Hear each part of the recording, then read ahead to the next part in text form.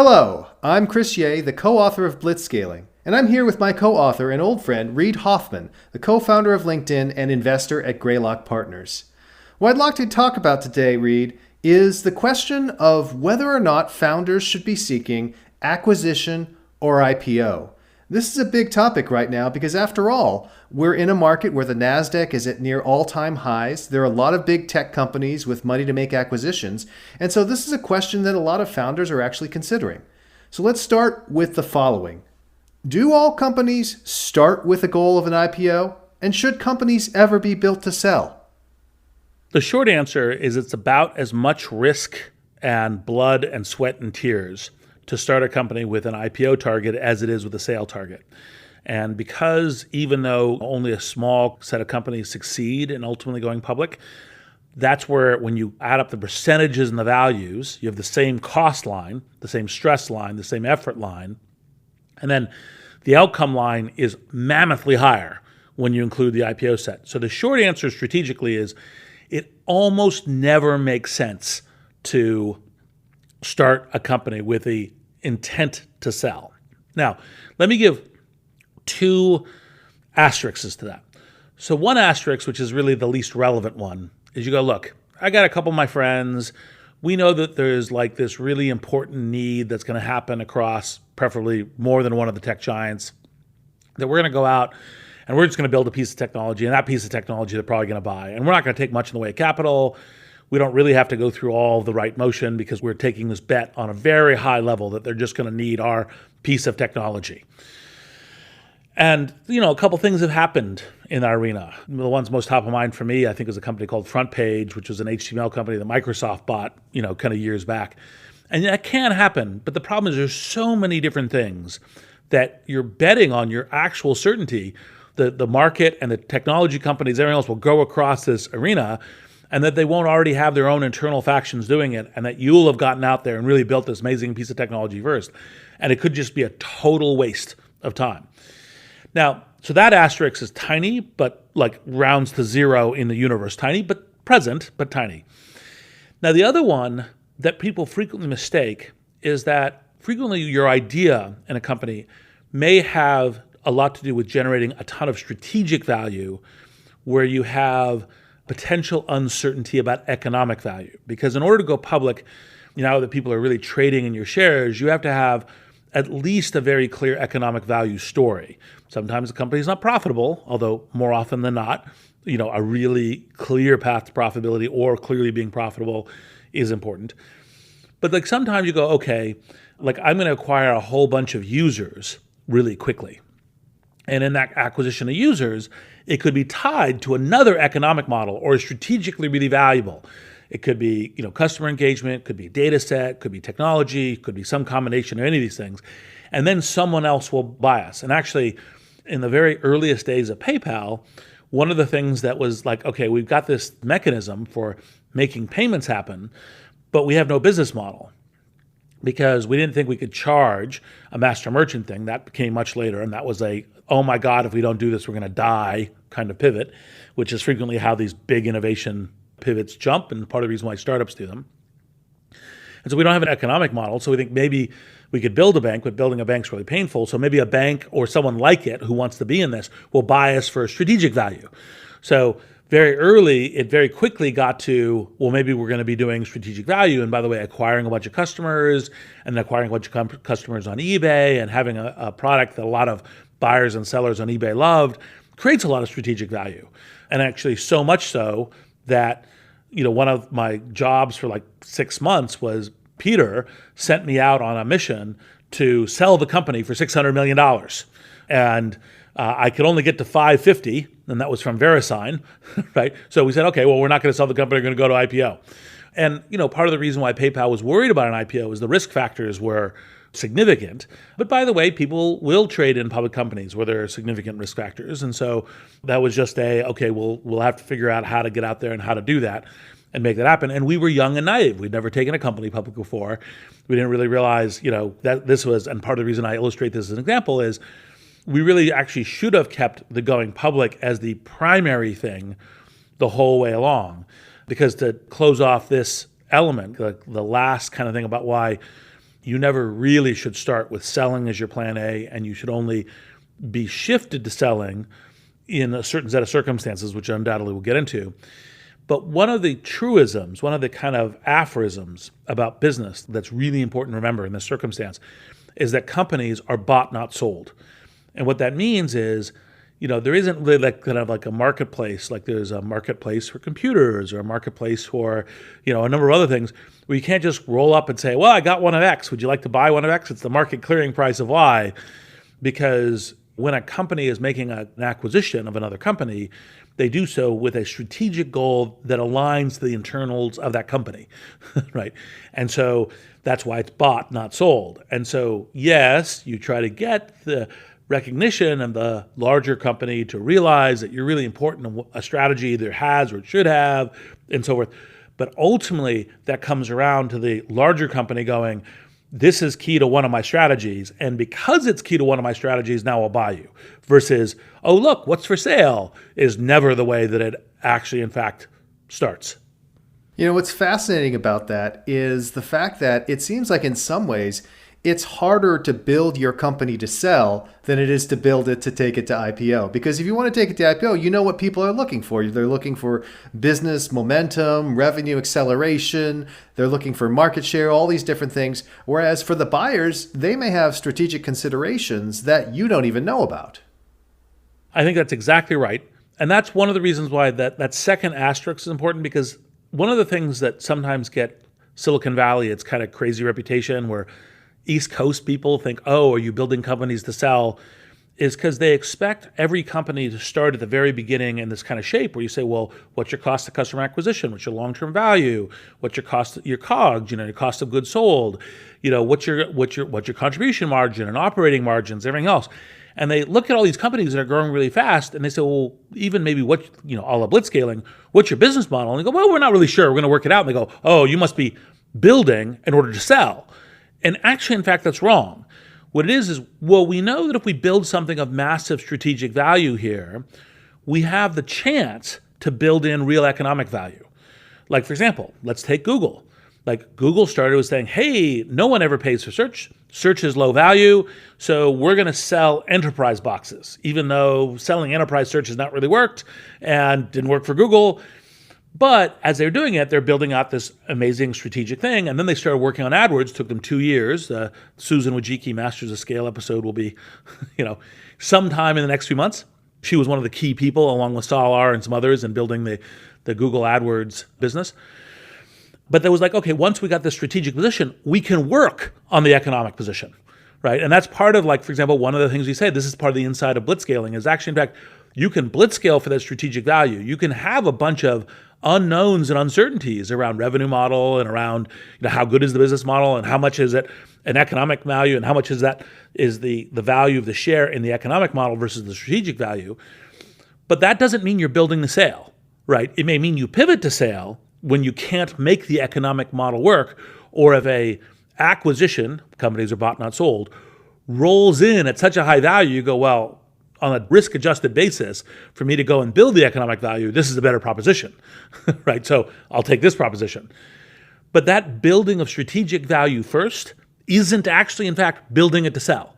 That's actually a strategic decision about how you can build to a place, because among other things, when you have a lot of strategic value, the capital markets are much more like, well, okay, we'll invest at you at these higher valuations, give you a bunch of capital in order to take the next set of risks in terms of building out a business, because we actually evaluate that if you succeed at that, we'll make a lot of money. If you don't succeed at that, you'll sell and we'll get back our money or make a little bit of money.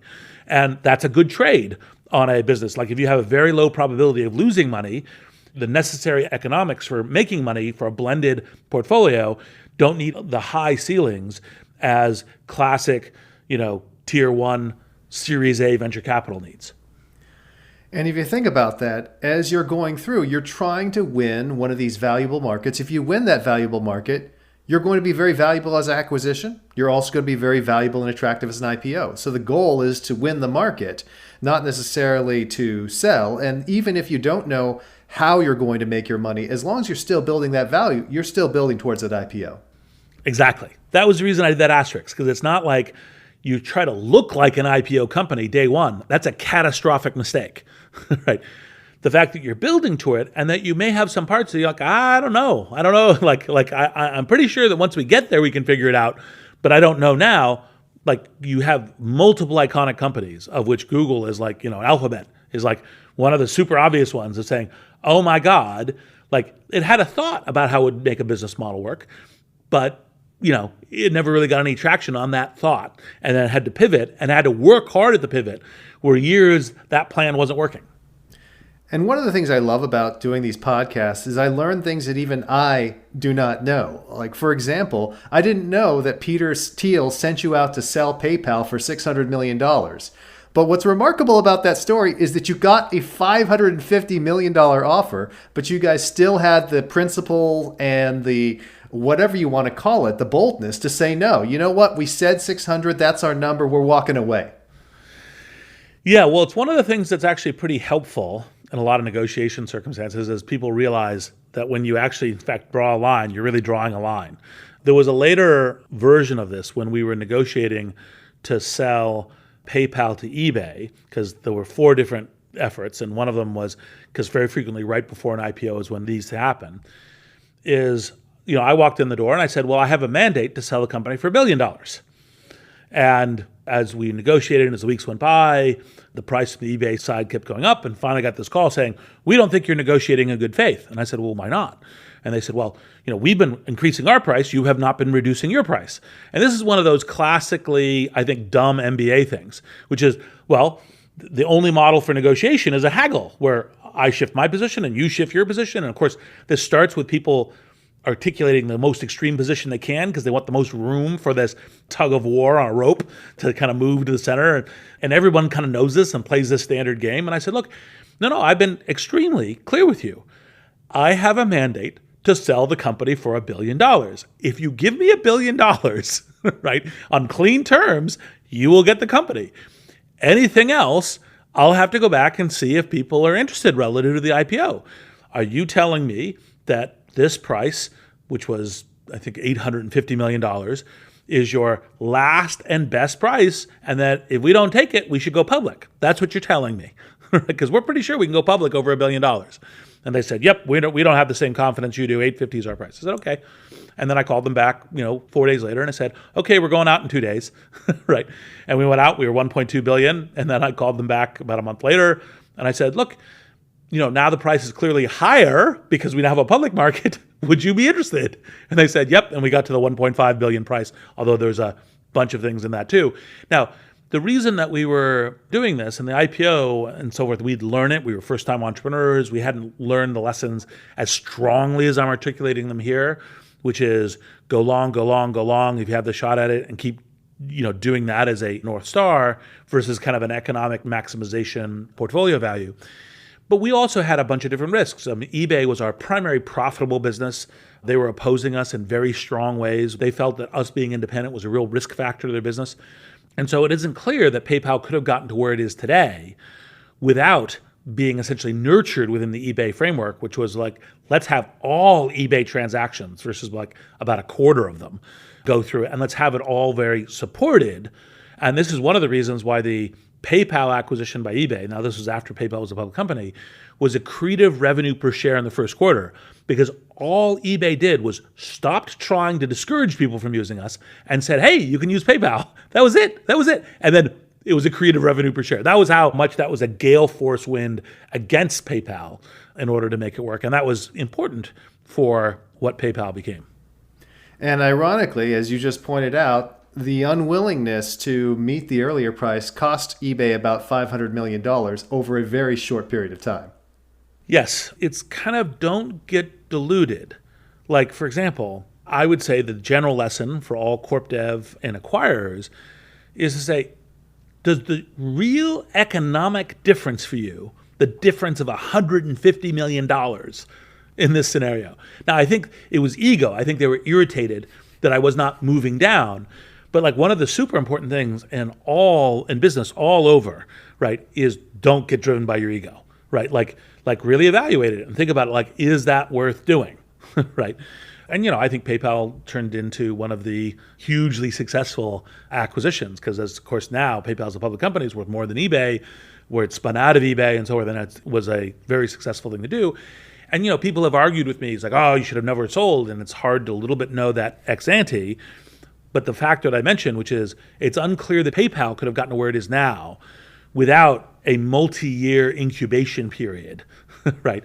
That was all like grow, grow, grow, grow, grow. Now, perhaps if you look back at it, as opposed to deeply integrating PayPal, the strategy for me may have been for their hangers, like, okay, we're going to incubate you and we're going to spin you out, but we're going to take all the advantage of pushing deeply behind you. And maybe that could have been done as a, look, we'll take a 50% pipe in the company in some way or something and still do that all as an independent company, because they had to refactor a whole lot because, the entire exec team left within 3 to 6 months, right? Well, a bunch of us left in the first couple of weeks. And anyway, there may have been different things there, always very hard, like hugely successful, very lucky, serendipitous, like second guessing the past. But I think that the general principle that all of us learned there was go long, have a theory for going big, and only shift to selling as a serious shift to a plan B, not as a, how do I kind of do the math and try to get the highest economic point vis-a-vis risk factor to decide which things to do, right? Versus, do I have a chance going along? Do I have a plan? Do I have confidence in some of the things that I can do? And the other thing that's interesting is, and again, you are not necessarily the average venture capitalist, but we've both sat in that entrepreneur's chair pitching to venture capitalists. How many times have you heard a venture capitalist ask someone, so what's your exit strategy? And they're expecting to see a slide saying, here are the different people who can acquire us. And yet at the same time, we just had this long discussion about why that's the wrong approach. So how do you square that circle? Well, one part of it's quality VC, although it's not saying that the quality VCs go, oh, acquisition irrelevant. Because it's the VC's job to say, okay, what's the range of possible outcomes? Because it's very risky investing. And part of when you become a professional VC, it's like one of the things that you learn being a VC versus an angel investor and so forth, is you realize that you kind of think through what a potential tree of exits look like. Where, like for example, in 10 plus years of being around the table at Greylock, we have never invested in a company where it wasn't, we're really going for going public. Right, that's the thing we're going for. We have a thought, we have a plan. We think this is the way that there's a market opportunity that in X years, usually 10 plus, we can transform an industry. It can be one more of those iconic companies that's super important. Nevertheless, in every investment, we say, well, say that doesn't work. What are the other possible economic outcomes? Which frequently is a sale.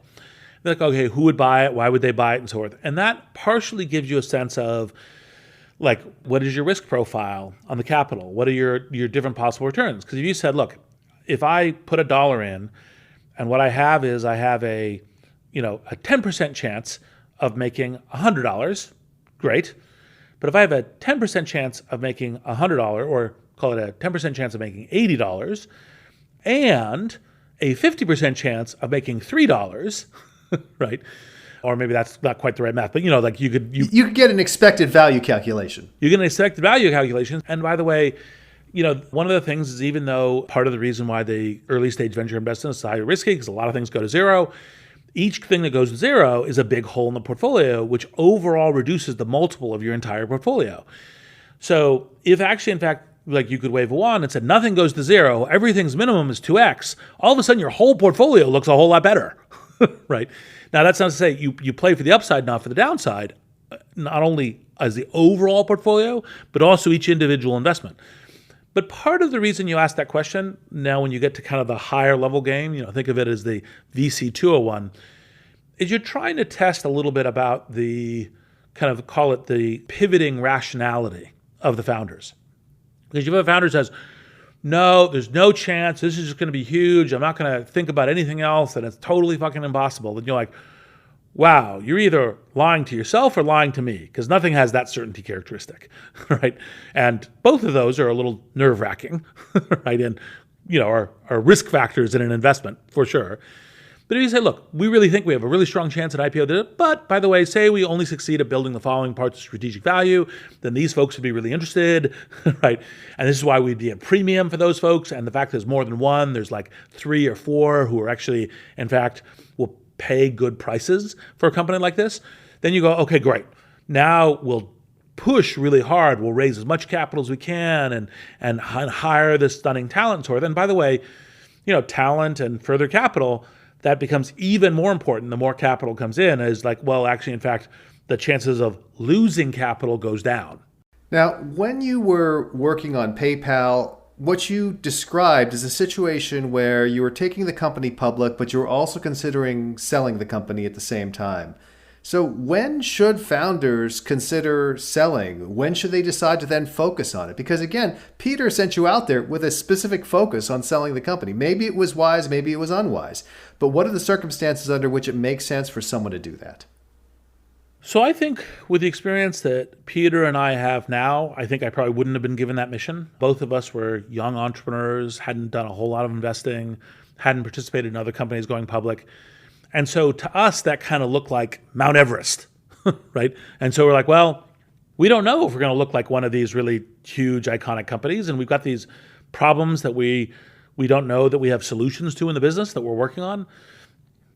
And we have an intense amount of strategic value. And possibly, in this kind of economic, rational way, transacting right now is the right thing to do.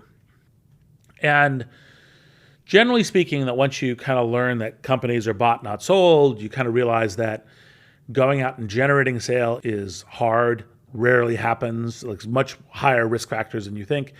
And you really don't begin to have something of real strategic value until people start knocking at the door going, so, right, have you thought about selling? And then you actually have something of strategic value. And then, by the way, you can possibly get more people at the table and make that happen. But generally speaking, if you have something that people want to buy, generally, someone's going to knock at the door. There are exceptions, but that's the general rule. And so we went out, and of course, since we were going out and knocking at the doors, people were like, well, shoot, maybe you lack confidence. Maybe the risk factors are much bigger than we think, and we're willing to take that risk for a certain price because you have this great strategic asset. But part of the reason why I don't think they got to the price was because they're like, by coming to us and talking to us about it, you're signaling that you as knowledgeable insiders are fundamentally very worried about this company's ability to go the distance. And so therefore, we're super worried about it too, because you're more insiders. You've built a great strategic asset, but you're more insiders than we are. And so I think that today, or with today's experience, we would have just been going like how do you just keep building as much spectacular strategic value? We would have had nervousness about how do we convert it to economic value. We would have said, look, we don't really know how the business model is going to come together and all the rest, and we're going to need to work on that. But we would have been going, look, as long as our strategic value is going way up, and as long as we can continue to either raise money at good prices or make enough revenue to make it work, then we continue to play in the game as we go, and we wouldn't have necessarily made that effort. And I think that was partially because the whole management team, not just Peter and I, but this is all kind of like our first major gig. I mean, we've done small companies before, but it was like, oh, wow, this is a strategically significant company. Okay, how do the rules change here? And part of the reason to do podcasts like this and so forth is to share those lessons so that other people can come up that learning curve faster than we did. Yes, if only you could have had a time machine to get a copy of Blitzscaling while you were building PayPal, though. Admittedly, if you did have a time machine, I think there are more important uses for it than that. Yes, there are some great uses of a time machine that don't involve sending a business book, however interesting and useful, back in time. So let's then talk about the IPO option. So the public markets right now are going along pretty well. And yet at the same time, we have an economy where there are millions, tens of millions of people out of work. How much are the markets actually reflecting the economy right now? And given where the markets and the economy are right now, is this a good time to try to take a company public? So it can definitely be a good time to take a company public. First, I'll make a small set of reflections on the public market. I think the public market is basically saying that the major governments of the world are so committed to avoiding a Great Depression that the stimulus will keep flowing into the business side as long as it takes in order to kind of offset a Great Depression. And I don't think that commitment and intent is an incorrect assumption.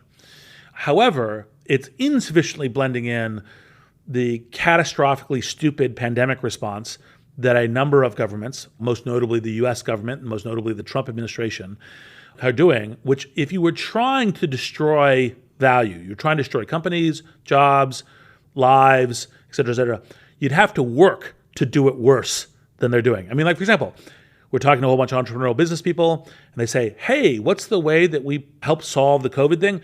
Let's hide all of the data. So, what's the way that you should make strategic decisions about your business? Let's take away all your dashboards, and you just make it without it. I mean, just literally amazing.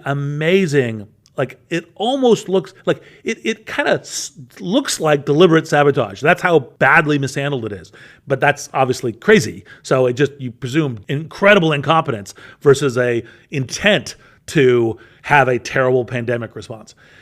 And so with that means the underlying thing, no matter what the commitment of the government will be to saying, hey, we'll be doing business and economic stimulus to keep these things going, will actually, in fact, still be the drop of tons of small businesses, which will mean stuff for real estate, mean stuff for supply chain, mean stuff for consumers, mean stuff for like all these things. And, there's a huge amount of work that needs to go back to rebuilding that. There is the uncertainty factors in business would make them tighten up their investing decisions and be more careful about hiring and more careful about investing and expanding their lines of business. There's all of this stuff. So the market seems broadly well over-enthusiastic, right? Responding to what they think is going to be happening because of all the massive stimulus for businesses. Now, that being said, then you say, well, if the market's that crazy, should a business not go out now? Well, the actual kind of timing is you, generally speaking, want to choose a timing window that fits within the strategy of your company. And frequently, part of the strategy of your company needs to be, as you're going public, is you're going to go public at some point, because that's the better way of having liquidity. It's a better way of benefiting employees and investors, of getting public stock as part of acquisitions, for example, and growing a business and whatnot. It has a bunch of utility in that once you've established a reliable business, kind of building into the economic value, not the strategic value, that then the discipline of being a public company is actually very helpful for that. And there's a whole bunch of work that's gone into making that really work. And so you want to do it. Now, take, for example, the LinkedIn case. When we chose to go public, is we were looking at our business and going, look, we got this really interesting thing. We're really helping hundreds of millions of professionals do things with their careers and do things with whatever their business task is, whether it's working as an employee, whether it's being an entrepreneur or a startup person, or whether it's being a service person. LinkedIn helps with all these things, but people don't really know it. We haven't really had a chance to tell our story. And once we get to investors, they'll go, oh my God, this is much more interesting than we had previously paid attention to.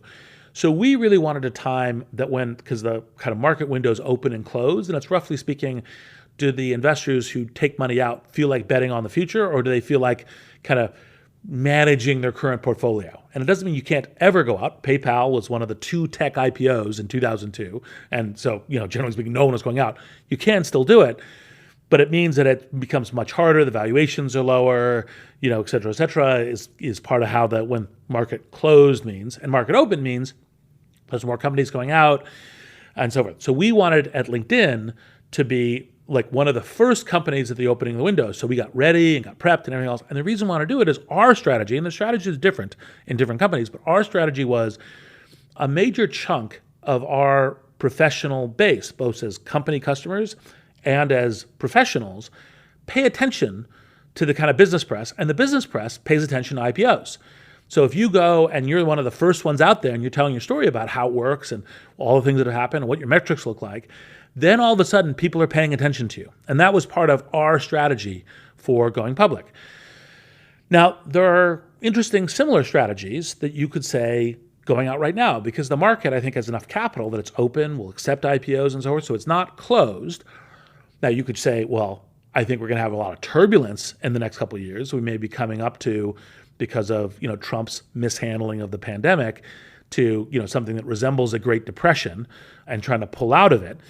But you're going to go, okay, but it may still be better to be public. One thing is maybe you could tell your story, your differential story. Maybe the fact that you can get out, you have then public equity value, and that public equity value allows you to differentiate going into the next strong window. I mean, remember when Facebook went out, it dropped, right, to its like IPO value in one part because people had such uncertainty around it. And look where it is now. Or Netflix. There's a stack of these companies that go from the market being uncertain or having turbulent times to being spectacular. So that shouldn't be we're waiting for the market to just be clean sailing forever. It should be, how does your company meet this? And so, for example, if your company is part of a ongoing trend that's the right trend to be in, then being public is helpful. If your company looks so much better than all other companies in its category or industry, that could be a good reason to go out. I mean, there's a number of different things that could lead to a choice to say, hey, I'm going to go out in month X, August, September, October, November, and that could be the right call. You just have to factor in let's presume volatility for the next couple of years, and is that still the right call for what we're doing? And what's really interesting, besides the fact that this could be a good time for people to go out, is the fact that I really get this sense from you, and you can correct me if I'm wrong, but there's this feeling that entrepreneurs often have where they view the IPO as the end. And what you're saying is it's really just a means. It's just one more tool, whether it's to help with the marketing, whether it's to help with the M&A strategy, whether it is a way to reward employees. But it's not about raising money. It's not about the IPO as this goal. The IPO is the means to an end. Yeah, and by the way, it's very similar to, are we $1 million revenue company, $10 million revenue company, $100 million revenue company? You don't go, we got to 100 million, we're done. Right? It's like, no. It's a lot of work to go to each of these things. And that will play out as we wrote in blitzscaling into different organizational dynamics and strength. And usually as you're growing these companies that have great numbers of customers, great amount of revenue, they then become multi-threaded, they become larger organizations. The way you organize your company will change in terms of the kinds of executives and executive behavior and strategic decisioning and internal company communication. But each of those milestones, each of those new levels of scale doesn't say over, it just says new tools, and the game has evolved and changed. And that's exactly what the IPO is. And so, part of what people usually say when they're saying, I want to create an IPO'd company, is they say, generally speaking, the target of an IPO company is something that theoretically lives forever. Like you go out, you're public, you're a going concern, and as part of the going concern, you're a force in the world. Hopefully your mission is adding a whole bunch of real positive value, and not just jobs and products and services, which are really important as they are, and that's part of it. Now, that being said, the so-called topple rate of the S&P 500, you and I wrote about this in blitzscaling, a lot of public companies get bought, some go out of business. And so it isn't actually, in fact, going public is I live forever, but that's the proxy. But by the way, live forever, these are organic, these are living. That means that you go public. Well, now you've climbed the mountains, the foot mountains of the Himalayas. Now you're going into the Himalayas. And when you go public, and you've done this directly at PayPal and at LinkedIn, one of the things that really is a big part of it is this S1, which is this document. It's filed with the SEC. People spend all this time working on it, lawyers, the founders. It's a make or break document. And you can see that sometimes it's a break document, as what happened with WeWork. When their S1 came out, people finally got a look at their financials and said, oh my gosh, what is going on here? Including some of the more over-the-top assertions in the S1 as well. So what are some of the smart ways, or alternately some of the particularly dumb ways, you've seen companies use their S1 to tell their story, or gone on the road to tell their story? Well, part of that making you into a good institution is the S1 is a good process for how do you encapsulate the story in a way that a bunch of the leading figures in public market investing would be willing to buy in or not, and why it is you think you have this company that's going to go the distance. What does its business model work like? How does it work? What are your risk factors? Because a central part of telling an S1 story is accurately identifying your risk factors and sharing them with the investors who are paying a lot of attention, and then derivatively, press and everyone else who's also paying attention to that. And so that's part of the reason why I think going through the S1 process is a good process for those companies that say, we want to get a scale potential. And so generally speaking, all of the companies that have gone out and succeeded, literally all of them have had, at least reasonably good S1 experiences because they went out, they got public successfully, and actually relatively few fail on the going public side. Usually that's a kind of a sign of the market overall has had too much exuberance. People are like, wow, maybe they'll just buy a sexy story that looks like it has a lot of momentum. And, part of that was like, for example, the internet boom. That was a lot of that. Like, hey, I know we have negative margins, but as our volume gets bigger, it'll get better. And you're like, well, why will it get better? Why won't higher amounts of volume with negative margins be worse, right? And, everyone kind of learned. They said, oh, well, there's certain kinds of strategic value that may not be profitable that are going public that could still convert to being strategic and profitable. And that's some combination of where do you think prices can go or margin or cost structure? What does competition look like? And a set of things. And they say, no, that's okay. We can buy this thing when it's not yet profitable because we think it'll become, the presumption is with that risk, you're going to have a multiple. It's kind of like venture investing. But you can still do that. And so I'd say, generally speaking, the successful companies. Now, WeWork as an example, or things where you go, well, actually, in fact, once you actually kind of cross the T's and do the analysis, you go, this is using a huge capital expenditure to cause growth and mask the fact that the fundamentals don't really work very well. Or if there are fundamentals that work well here, they're not being presented clearly, right, in a way that an investor can understand them. And by the way, not being presented clearly means that the likelihood the business will get there is relatively low. And so, I think that the S1 process is a very good part of the process and is part of what is the reason why people tend to say they'll take assertions from public companies in a much different light than they'll take assertions from a private company. Because a private company can kind of play it quick and loose and say, oh, we got this amazing growth and we're the best thing ever.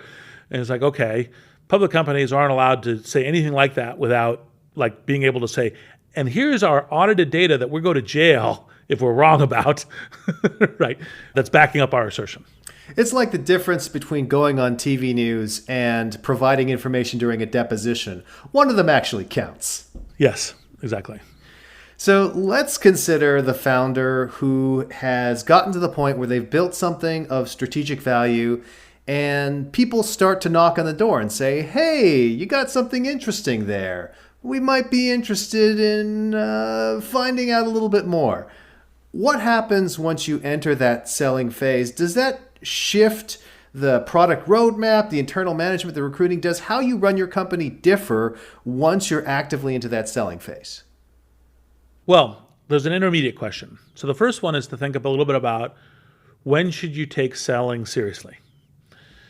So generally speaking, if you go, oh God, like we have some stuff of real strategic value, but we may not be able to really pull together the economic value, and our time clock may run out. We may not be able to fundraise the right way. Part of the way that I advise entrepreneurs to do pivots is that if you have a plan, which is essentially reflected by an investment thesis, if you're confident your investment thesis is going down and down and down, and you can't figure out how to shift the plan or market such that your investment thesis is going up, it's time to pivot. One kind of pivot may be, well, maybe we just can't build an economic model here, and maybe we should sell. And then, do you have people knocking at the door, or do you need to try to generate people knocking at the door, which is hard, but not impossible. And then once they knock at the door, then your question is, well, you may be in a number of different places. So frequently you're in a place where you go, well, actually, I'm on path to building a high value industry transforming company, and I'm not that interested in selling. In which case, it may be a very, very quick decision where you kind of go, no thanks. Look, we want to be friends, but no thanks. Sometimes you go, well, we'd only sell if you're going to buy us out of like 5 years of growth. Like we think we got 5 years or enough of a high probability on the 5 years that we'd want to take it. And so we're not really willing to take a big discount. And then is our strategic value of that to you, or something kind of equivalent. And you definitely want to be active about this because exploring the option is expensive in a lot of ways. It's defocusing, the company gets uncertain. There's a lot of things that can go wrong with an acquisition just by being in the process, right? And then say you do decide to say, look, actually, in fact, we should take this seriously because we think that our strategic value to one or more acquirers is going to be worth a lot more than our ability to convert into economic value. And then it's like, okay, well, what's the right way of doing this? Is the right way to be very cozy with one, the right way to do a small number, the right way to kind of run some equivalent of an auction, and obviously because you care about the mission of the company and you care about where the employees land and what the longevity of the impact of the entity is. There's a set of things which a pure auction may not be the right outcome to, but it's kind of, this is a blend. This is like a bit of a slider. And then based on that, you may say to, hey, we're investigating selling as a serious plan B or may switch to a plan A.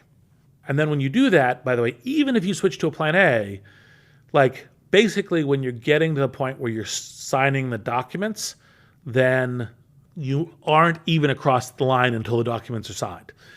And so part of what you usually are doing is being very careful is to say, even if selling goes to plan A, you've got to have plans B and C. Now, if you're truly like, look, we're just not going to make it, we're not going to be able to get public, then plan B may be to sell to somebody else, et cetera, as a way of doing it and restarting that process. But you generally speaking, always want to have the, look, if we're going long, this is what we need to do in order to do it. And sometimes you say, that's what we're going to do, even if it's like lay off 2/3 of the company, try a different business, et cetera. Sometimes that's the rational choice.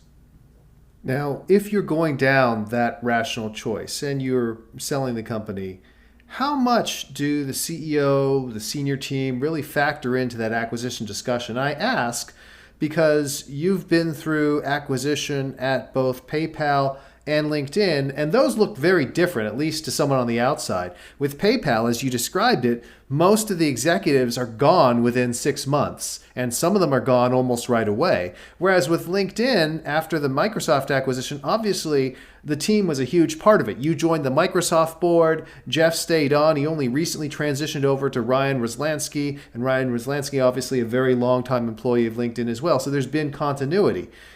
How does this work? Why were those two situations so different?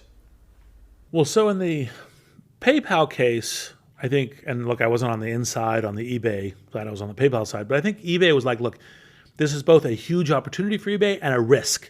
Like, because, for example, if you were going to try to build an alternative auction site and compete with eBay, you should buy PayPal in order to do that. It has a certain risk to it, but so it was both an opportunity risk. And so I think they were less focused on retaining the management. They felt they could run it themselves, perfectly well. And it was more the pure version of the asset. So they weren't really as focused on the management side. And I think, to some degree, I think they'd hoped that the management side would stick around longer than they did. But, that's one of the reasons why I think, generally speaking, on both sides, this is a form of a marriage, and it's good to be pretty upfront and explicit about what's going on.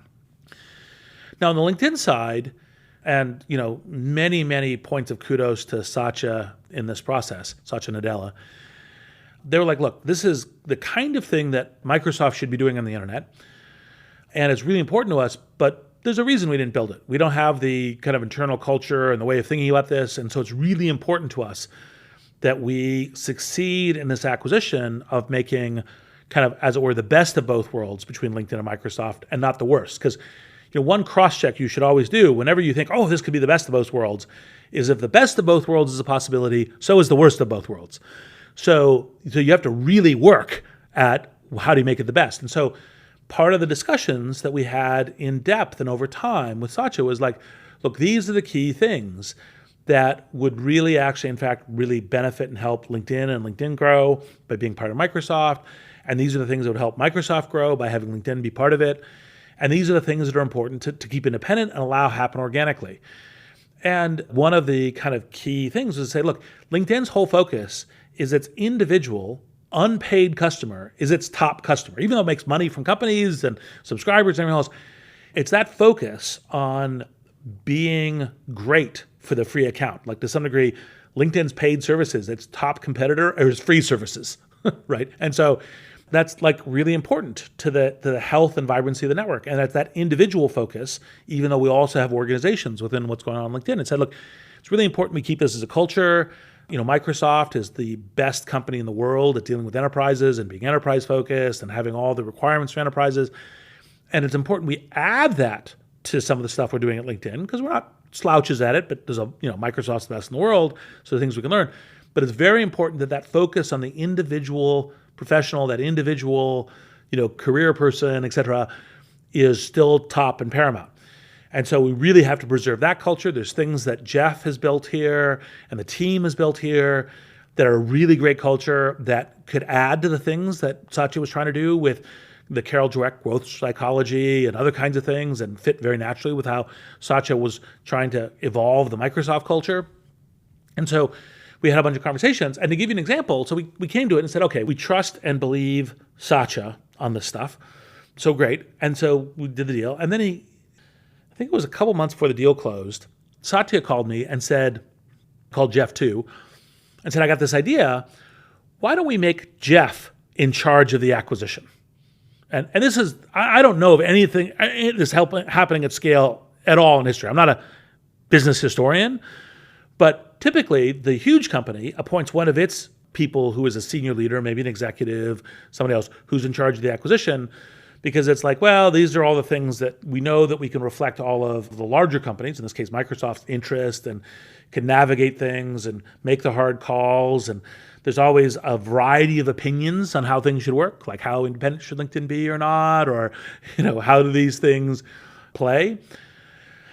And so you say, well, we're going to have Jeff do that. Now, I'm certain that there were people on the Microsoft side who thought Satya was an idiot for having this idea, but it was brilliant.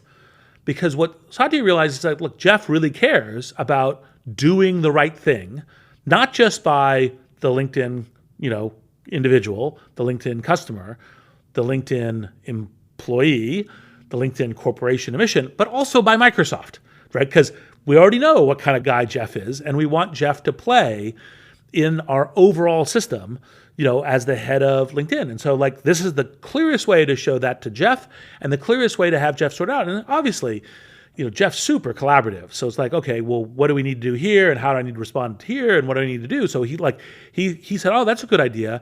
Let me figure out how to operationalize it so it really works for Microsoft as well. And so just genius idea. And that was part of the thing of that when you're doing this, you've got to think about the fact that you are going into this kind of marriage, and you've got to be building those mutual ties of trust and respect and coordination and collaboration. And that was a genius move that hadn't even occurred to me or to Jeff or anyone else on our side, because it's not never the way it happens. It was Satya's going, let's see, how do we make this work in a really great way for Microsoft? Well, this would be a really great way to make this work for Microsoft. And so the years intervening have shown how smart that was. So let's take a step back and think about the M&A market as a whole. What are your predictions for what you see happening over the next 12 to 18 months? Which companies are going to be looking to make acquisitions? In what areas? Which technologies or markets are going to be hot? Look, there's one part of this answer which is enormously straightforward and simplistic, which is there's obviously a set of strategic games afoot in which go on with platform changes in the cloud, in mobile, in artificial intelligence, and market changes in terms of what's going on with the pandemic and what's happening, of course, with things like, video conferencing. And all of those make, kind of a standard list that you'll get from various people saying, oh, these kind of companies are going to be hot in the M&A market and these other ones aren't. And a little bit because, as we've been talking about, I don't recommend to entrepreneurs that they take the M&A target almost ever to be their top goal, barring, lacuna, by which, you get into that. I don't think it's overly worth focusing on. Now, it is worth focusing on kind of what these trends are and how you can leverage these trends to build a strategically super important and possibly industry transforming, economically valuable company. And, if you were to list all the things that's going on with these big tech companies and everything else, the amount of kind of raw things and market development that is going on is just kind of stunning because it goes across this whole thing. There's efforts in health, there's efforts in automobiles, there's efforts in changes in productivity software, there's changes in communications, there's changes in, kind of hardware and devices. It's just like all the stuff going on. And that's, part of what I think is good and what's happening with modern, vibrant industries that are part of inventing the future. And then what you want to be figuring out is what are the places where you create something really unique and special and differentiated and has ideally, like one of the things is I think we're moving towards more giant tech companies, not fewer. And ideally, you want to become one more of those, or at least even a kind of like one of those hitter companies. Like you may not have been the, one of the $1 trillion companies, but you look, if you're a $100 billion company, that's a super rare achievement. And there's very important things you're doing in the world. Well, that's excellent advice, and we've got to thank you for providing it. Now, a couple of other questions just around some of the things you've been through. We talked a lot about your experiences at PayPal and LinkedIn, where you were an entrepreneur and operator, but you've also now been an investor at Greylock Partners for quite some time now and have been involved and sitting around the table for some pretty interesting things that happened. So, for example, there were companies that very rapidly shifted from one strategy to another, like AppDynamics was acquired days before the IPO, or Instagram was acquired. I think you were telling me before we started recording, you wired the funds in for your investment on a Friday, and the acquisition by Facebook was announced on a Monday. So What lessons can we draw from some of these things, and how did the decision-making go to cause such a rapid shift? Well, so it's a common thing that happens during an IPO process, that not only are public market investors looking at you, but a lot of other companies are looking at you because they kind of feel that this is frequently that this may be the time where they feel that they might be able to get you for a coherent amount of value where it doesn't have that uncapped upside of what goes in terms of going public. Now, of course, one of the challenges is that usually you have to pay an interesting premium to really put forward a compelling case in order to buy it because we've gone through all the work. And if we're fortunate and the market totally loves us and the business works out, we have a really big upside. So, the AppDynamics one is one of those classic, which was, super great company. The CEO, David Wadhwani, works with us now at Greylock.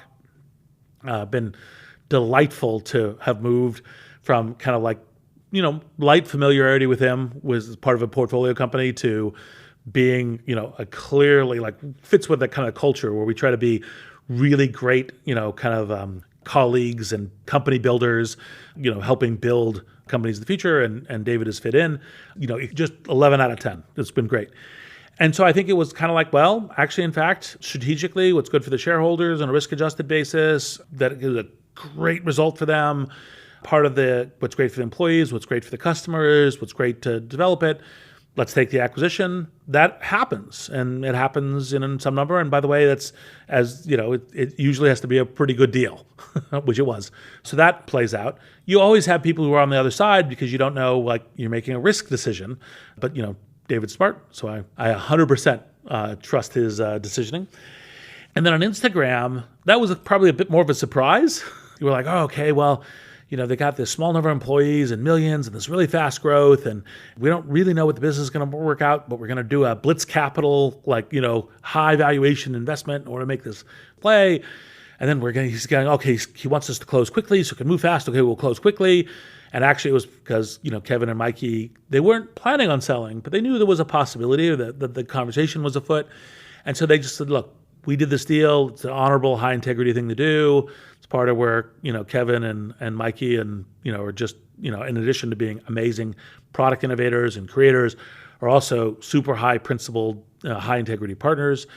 And so we did the deal. And, normally after you do the deal, you expect the usual pattern in venture capital is you walk into the next board meeting after you've done the deal and go, oh shit, this is going to be a lot harder than I thought. That's like the 80% post-investment experience. And it's like, oh no, we're not going to even have a board meeting because we sold, and here's your 2x investment over the weekend. And you're like, well, on IRR basis, that's great. And, look, you always back the entrepreneurs and the things they really want to do. We were obviously bullish on going long, but, Kevin and Mikey are awesome. And, we still look for opportunities to be in business with them. So two very different stories. And it was, by the way, one of the many talents that Mark Zuckerberg has. Because now there's this whole like, oh, did he buy out the competition? Instagram was tiny, and it got grown to much, much larger by integration with the Facebook infrastructure. And it didn't have to solve a bunch of problems that would have caused both innovation and risk and everything else going along the lines. And so it's part of Mark's genius to go, I'm going to go get this deal done. I'm personally, not send my corp dev person, I'm personally going to go spend the whole weekend with them, talking with it, building confidence, et cetera, et cetera. And so it's easy in the current market to say, wow, that was really obvious. And by the way, was it obvious it was a really great asset? Was it obvious that a couple of different players would have loved to have bought the asset? Sure. Would those players have put enough money on the table to have really motivated Kevin and Mikey to say this is the right risk-adjusted bet for building the thing we want to build? Unclear. And like I said, it was tiny then. So it wasn't like we know we're buying out competition. It was part of the genius of in addition to the mechanics of how Facebook runs, but also the genius of Mark and saying, Kevin, Mikey, this is great. We can build this into something really important as part of one of the key pillars of the Facebook ecosystem. And this is a great illustration of the point that hindsight is 2020. If you were to go back and look up the headlines the day after the Instagram acquisition, there would be a lot of people saying, oh my goodness, Facebook just paid $1 billion for a company that's 18 months old and has zero revenues. It has 13 employees. And by the way, only 6 of them had really been around for longer than a week. And there was a lot of skepticism. And by the way, this is not the only time that people express skepticism. I remember when YouTube was acquired, people were like, oh my God, this thing doesn't make any money. It could be sued out of existence at any time. And I'm sure you'll agree with me. You were probably thinking the same thing I was, which is, oh my God, Google just got an enormous bargain and everyone who didn't buy YouTube is going to regret it. Just like they regret not buying Instagram. Yep, exactly. And that is kind of the genius strategic moves. Now, genius and madness frequently are closer to each other. So you have to really be very active and play out the risk on the genius moves. But YouTube is another example of a genius move. And for those people who are listening in, who are curious about and want to learn more about the Instagram story, they can in fact find a Masters of Scale episode featuring Kevin Systrom of Instagram. They should look it up. Just look up Masters of Scale, Kevin Systrom, and you'll be able to hear the entire story, including why Kevin now has post-traumatic stress disorder around the sound of the ringtone on his phone. Exactly. So, Reid, thank you so much for taking the time out of your busy schedule. What we've heard today is that when it comes to M&A and IPO, it's really important always to focus on building the strategic value and to focus on building towards that IPO. Yes, there will be times when selling becomes your plan A. Usually it's because you feel like your thesis has gotten to the point where you think you can get better economic value that way, or because people have started to knock on your door. But in the end, whether you sell or go IPO, that is a tool. It is the means, not the end.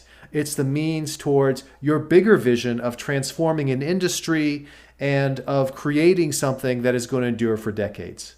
Well said. Well, that concludes this episode of Gray Matter. You can subscribe to Gray Matter on soundcloud.com/Greylock-partners. You can also find new episodes and blog posts on Greylock.com. You can follow Greylock on Twitter @GreylockVC. I'm Chris Ye, and thanks for listening.